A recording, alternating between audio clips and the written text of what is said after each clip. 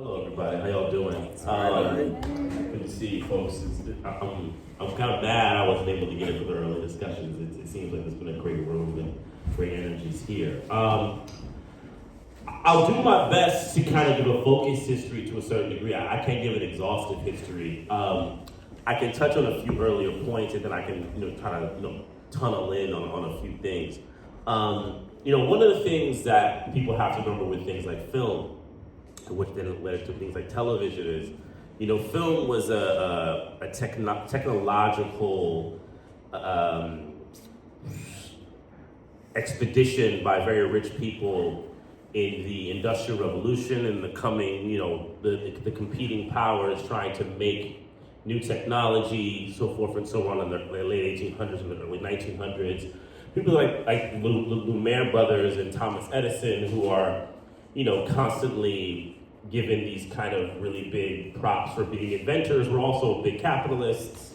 They were people with lots of money who were trying to use the image to paint a certain picture of their nations. The Lumieres would be France, Edison would be the United States. And they had a vested interest in creating images about their nations that were, powerful and so forth and so on. So, one of the things that I show my students is Lumiere brothers, one of their probably lesser talked about early films is their workers all coming out of the factory, right? And if you see the image of all the workers coming out of the factory, they're all smiling and having a good time and everything is great and hunky-dory. But of course, we also know that at that time you have labor movements, you have strikes, you have everything happening at that time in France, of course, especially. So, the idea that people are walking out of a factory all, happy every day is complete BS. Anyway, we keep going. Now, as film keeps developing, and becomes more of a tool to kind of develop what we would call now mass media and, creating mass culture, you have films like Birth of a Nation in 1915, which begin to kind of create these kind of epic stories, the images of kind of the orders of society, right? And then you have a thing called the talkies that begin to develop, meaning when sound sync happens with film. That happens in like the 20s, going into the 30s, so forth and so on. And you begin to kind of create these mythologies to kind of deem, and in the 30s are very interesting because the 30s, is a time where, you have gangster films, people like Paul Mooney, but you also have cops and stuff like that. And, you have like the Roaring 20s, all these things that they're trying to figure out. But as time goes on, there becomes more of a vested interest to use cinema as a thing to teach people and to kind of get the sides of what you want culture, dominant culture, to talk about. Because cinema early on was not a thing that was seen to be very, it wasn't seen to be a thing that of high culture, right? People with big money, they were interested in going to the theater. And as time went on, World War II is another big, moment, things changed. But you get into like the 50s, post-World War, and you have to start to begin to kind of create a landscape where they want to create certain types of ideologies for the culture, right? And things like America being the great place, because they had that other thing at the other side of the world called the Soviet Union, which they were now in a big competition with over the ideology of the minds of people, not just here in the US, but globally. So they had to begin to develop, certain ideologies. And things like police were definitely a part of the iconography of American culture, law, order, right? And one of the big things that people in the USSR always would say, or communist or Marxist people would say is, laws in America are about private property, right? And things like that, which I do agree with, right? And the development of laws. And America wanted to kind of obfuscate the idea of what law is, right? They wanted to make law natural, right? We have law because people are, inherently suspicious, or, you have a communist who might live they might be your next door neighbor, or someone might be trying to steal something from you. The idea that human beings have these kind of fallible things, and the laws that America has set up are there to kind of help us kind of get through the negatives, right? And law has been like this kind of bottom line of goodness, and almost like a litmus test of someone's worthiness in society. So I think that in 1967, I'm going to mention a movie that many people know about, become very big for Black people and the Black kind of quest through American civilization. This movie's called In the Heat of the Night, starring Sidney Poitier, right? And that's a film where a Black man plays a police officer, and he's a police officer investigating a crime based on race in the Deep South. He's brought in from Philadelphia. And in this film, Poitier is used to show a dignified Black man upholding the laws of the US, right? And that Black people actually have the possibilities of being, the greatest things that America can be because of some, dignified nature within him. And because he can kind of go to the American, standard, he is thus someone that America should respect. Which, in 67, we're also thinking about the things that are happening when we're about a year before Martin Luther King is assassinated, 2 years after Malcolm has been assassinated. You have the Black Panthers about to come about. You have Black Power, Kwame Ture, all this type of stuff. They need a new kind of mechanism to kind of also fight against this idea of revolution that is actually becoming global. And Poitier, wittingly or unwittingly, I don't want to really get into that right now, becomes an agent of that, right? And then, the 70s becomes a very challenging time. You have a lot of films that kind of play both sides, things like Shaft, right? You have movies like Top of the Heat, which few people have seen, which then challenge the idea, can a Black man ever be a cop, so forth and so on. You have revolution happening all over the globe, right? And there's so much unrest. There's an idea that, a lot of things are happening, but and film also plays with it a little bit. 70s is a very complicated time in the movie industry. But you really gotta kind of fast track to the 80s when you're really thinking about like hardcore Copaganda. And Black people, I have to say, Black movie stars have played a significant role in it. In 1984, you have two movies, Beverly Hills Cop, right? Eddie Murphy, right? Movie that I still to this day will watch and laugh my butt off. But that is a very, very, very challenging movie. Another movie, maybe you don't remember this. Hours first, he did 48 hours, and he was, but he was playing a cop role with Nick he was the criminal, right. Working with the cops. Working with the cops, exactly. Arrest the criminal. 84 is another movie that many people don't remember. It's called Fatal Beauty, starring Whoopi Goldberg. Right? She played a cop as well, right? People don't realize Whoopi's played quite a few cops in her movie, right? In her movie career. She played quite a few cops. And in the 80s, you see this ramp up, right? Yeah, what Jared is bringing here about Eddie Murphy, his first movie role, 48 Hours, playing the criminal to Nick Nolte's cop is also deep in its own self. Matthew Diawara has a great essay on that, where he talks about, he compares it actually to Birth of a Nation, how he taking Eddie out, right? It's a great essay, and it tracks, right? It's like I said, it's like the Gus Chase scene. They allow Eddie to kind of move around, do his thing, act belligerent to the white people, and then Nick Nolte has to constantly, slap him back in line, right? When he steals the gun, he slaps him, they get into the fight. Who gets the last punch? Nick Nolte. Right, he wins the fight, calls him the N-word a few times in the film, and at the end of the movie, what does Eddie Murphy do? He thanks him. He says, "You're my friend," and what? He goes back to jail. Yeah. Oh yeah. They made a sequel, and he actually gets out of jail eventually. He's still his friend. I mean, it's ridiculous, right? Then in 1987, you have another big film. You have Lethal Weapon, Danny Glover, right? And this is a film with Mel Gibson, right? And you have this film where the kind of Manichaean world, the 80s are definitely, not just in Black movies and movies altogether, this idea that the world is hostile, it's crazy. You have lots of movies about cops and the singular cop who fights the crazy people and keeps everything away, and they have to use excessive brute force. Movies like Die Hard. I mean, go through 80s movies. They make you think that, and I grew up in the 80s. They make you think that the world at large is dangerous, it's wicked, it is crazy. You better be happy you have cops around. Because if not, people will be kidnapping your children, right? Infesting your water with drugs and all types of stuff. It would just be horrible, right? But Danny Glover is another person. He plays a role in this, right? In Lethal Weapon, which is a very, very intense film, right? And like intense about the world. Also like the ills of like of Vietnam are in it, like the drug trade. I mean, they really like to put a lot of weird things about history, about actual history in these movies, right? Die Hard's another one, right? About actual history, about, you know, people who hijack, but then like obfuscate it, right? Make people who are doing these things unprincipled, or they don't really care about anything. It's all about money and so forth and so on, and it's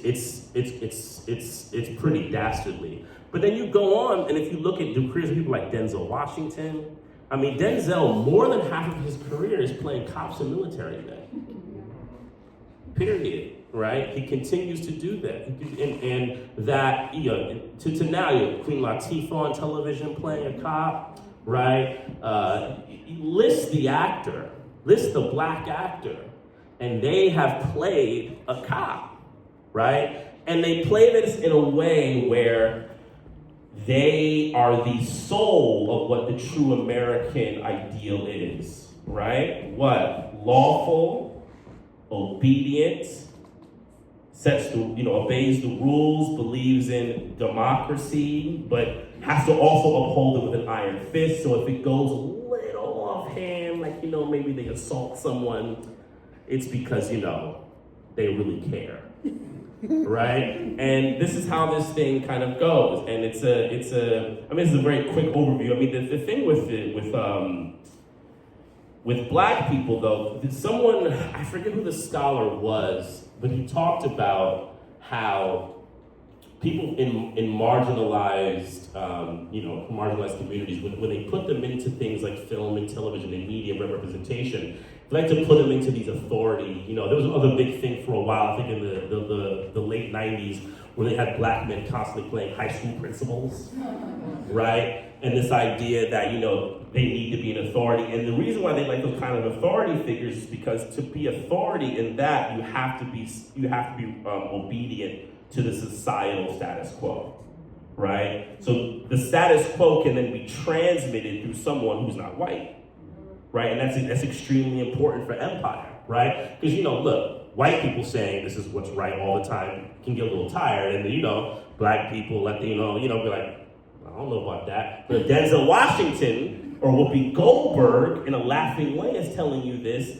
maybe you go, you know what this is, maybe we shouldn't be doing this. Maybe we should be thinking about revolution, right? So forth and so on. And then another thing, there's also like some other films like, I forget the film, the TV movie with where they falsely tell Julian Luther King's story.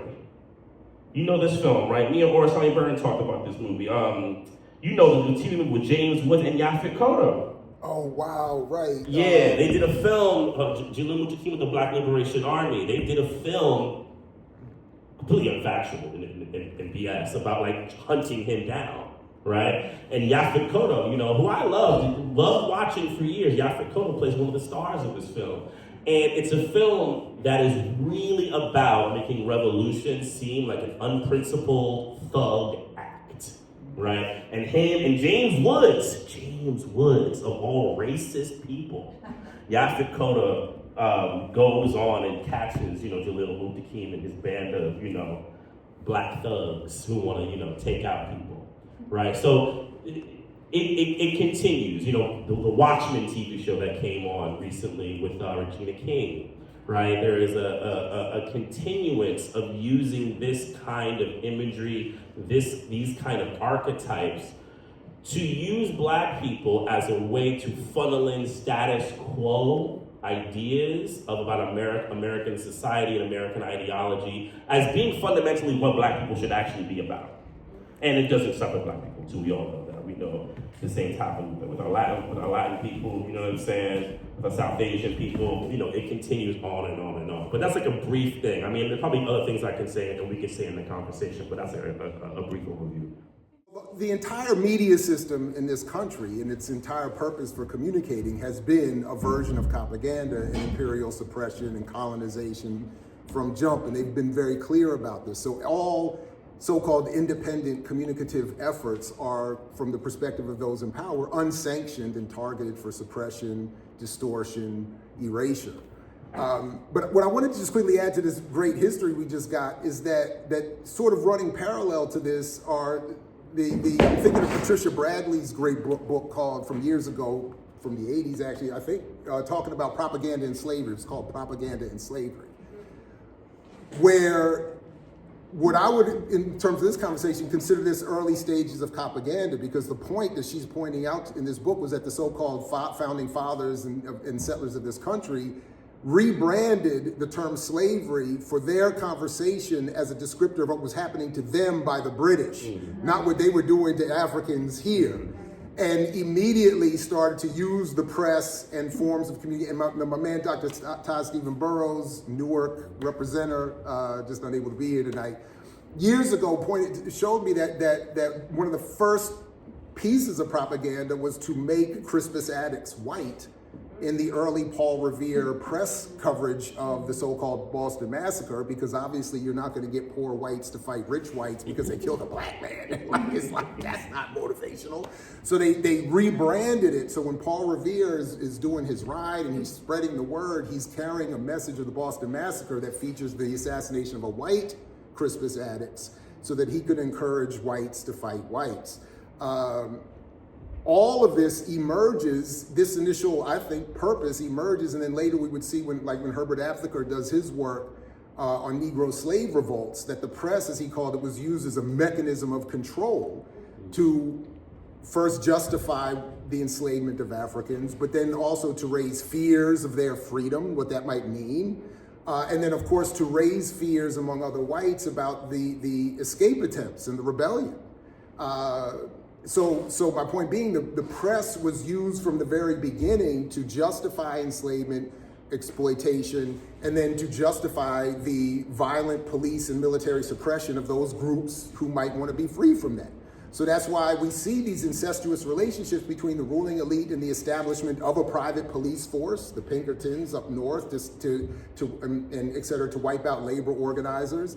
And to hire poor whites to enslave to police the enslaved property of the rich whites.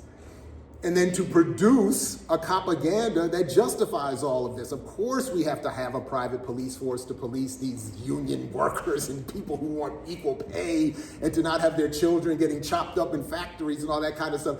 Of course we got to have a police force to stop those lunatics. And of course we have to have a justified police force to deal with all these black folks that want to be free and keep escaping. So from the very beginnings, this country has used all of its media apparatus to justify and promote this kind of nonsense. So by the time we get to what Mtume is talking about, with the technology being involved and the clarity, certainly around, my whole field that I'm supposed to be credentialed in of mass communications research is literally founded by the ruling elite just for the purposes of studying how to psychologically manipulate people's public opinion. So this would, of course, have to include promoting a defense of a police force that, as Malcolm X was right in saying, does locally what the military does internationally.